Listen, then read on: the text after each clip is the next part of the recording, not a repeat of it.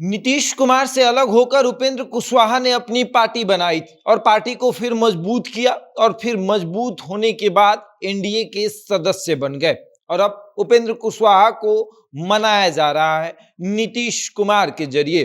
कहा जा रहा है कि उपेंद्र कुशवाहा जेडीयू के बड़े बड़े नेताओं से मुलाकात कर रहे हैं और वो भी नीतीश कुमार के इशारे पर। और अब इसी पर चर्चा करेंगे कि 2024 से पहले उपेंद्र कुशवाहा की रणनीति क्या होगी, 2024 से पहले उपेंद्र कुशवाहा किसके साथ रहेंगे।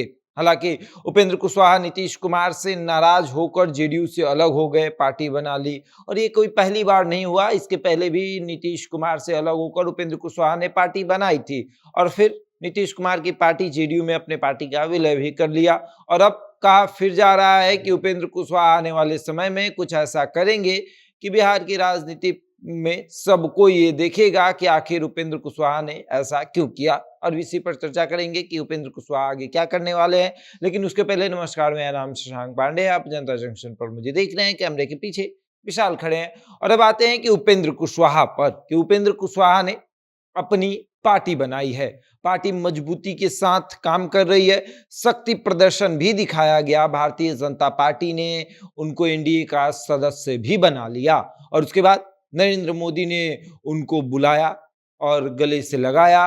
तब सबको लगा कि उपेंद्र कुशवाहा एनडीए के बड़े सदस्य हो गए हैं और उपेंद्र कुशवाहा जो है वो कुशवाहा समाज के बड़े नेता हैं। तो ऐसे में कुशवाहा का वोट बैंक जो है वो अब एनडीए के साथ खड़ा हो जाएगा। तो उपेंद्र कुशवाहा को एनडीए ने अपना सदस्य बना लिया और उपेंद्र कुशवाहा अब नीतीश कुमार के करीब होने लगे हैं। और ऐसा क्यों हम कह रहे हैं वो हम आपको समझाएंगे। सूत्रों से मिली जानकारी के अनुसार, हालांकि सूत्र जो होते हैं वो पार्टी के अंदरूनी लोग ही होते हैं जो कहते हैं कि मेरा नाम मत बताइएगा और हमको सूत्र ही बता दीजिएगा। तो उनके अनुसार उपेंद्र कुशवाहा आजकल जेडीयू के बड़े बड़े नेता से मुलाकात कर रहे हैं और वो भी दिल्ली में। दिल्ली में उपेंद्र कुशवाहा जाते हैं और जेडीयू के बड़े बड़े नेताओं से मुलाकात कर रहे हैं।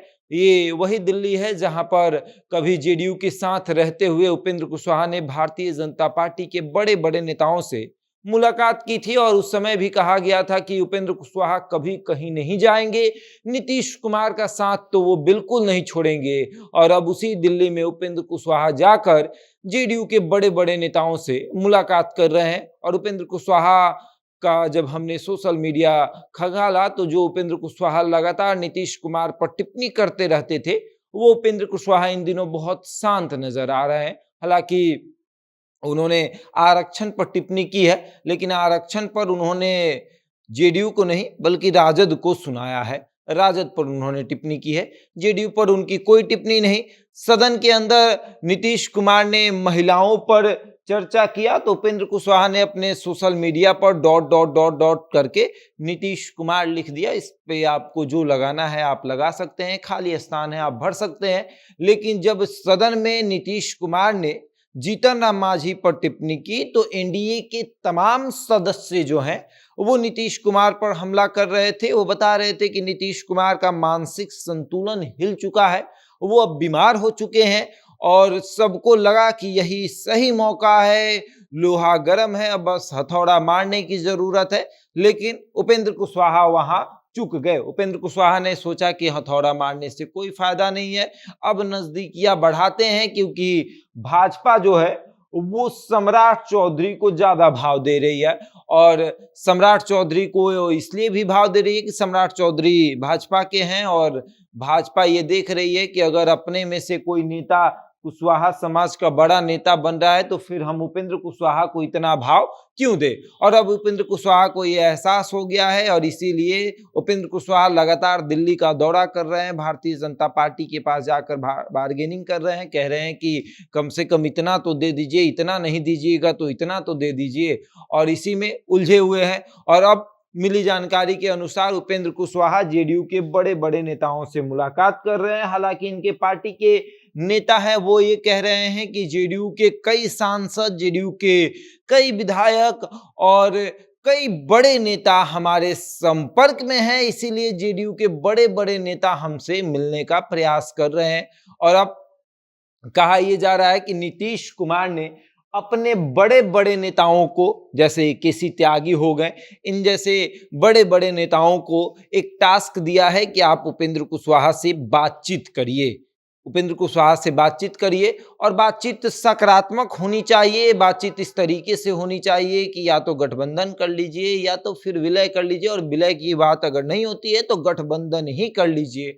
कम से कम साथ आकर खड़े हो जाइए ताकि लॉकुस वाला जो समीकरण है वो ना टूटे, क्योंकि उपेंद्र कुशवाहा जितना दिन तक जेडीयू में रहे उसके बाद लॉकुस समीकरण को साथ लेकर चलने की बात हो रही थी। और उपेंद्र कुशवाहा नीतीश कुमार से अलग जरूर हुए थे, लेकिन बड़े भाई हमेशा बोलते रहते थे। और अब बड़े भाई के ऊपर टिप्पणी करने से पहले उपेंद्र कुशवाहा बहुत सोच रहे हैं। जब उस नेता से हमने बातचीत की, जो कि अपना नाम नहीं बता रहे थे, तो उन्होंने सारी बातें बताई, तो हमने भी सोचा कि थोड़ा उपेंद्र कुशवाहा का जो सोशल मीडिया वो खंगाल लेते हैं, उनके पार्टी का सोशल मीडिया खंगाल लेते हैं, उनके पार्टी के तमाम प्रवक्ताओं की बातों को सुन लेते हैं। तब हमको ये एहसास हुआ कि वाकई में उपेंद्र कुशवाहा नीतीश कुमार के प्रति बहुत सॉफ्ट हो गए हैं। इतने सॉफ्ट कि अगर उपेंद्र कुशवाहा से नीतीश कुमार आज भी बात करे, उपेंद्र कुशवाहा को फोन करे और कह दे कि कुशवाहा जी आपकी जरूरत है हमें, तो फिर उपेंद्र कुशवाहा आंख बंद करके एक अन्य मार्ग चले जाएं। ये ऐसा हम इसलिए भी कह रहे हैं क्योंकि इसके पहले भी उपेंद्र कुशवाहा ने कहा था कि नीतीश कुमार ने ही हमको फोन किया था और कहा था कि आपकी जरूरत है।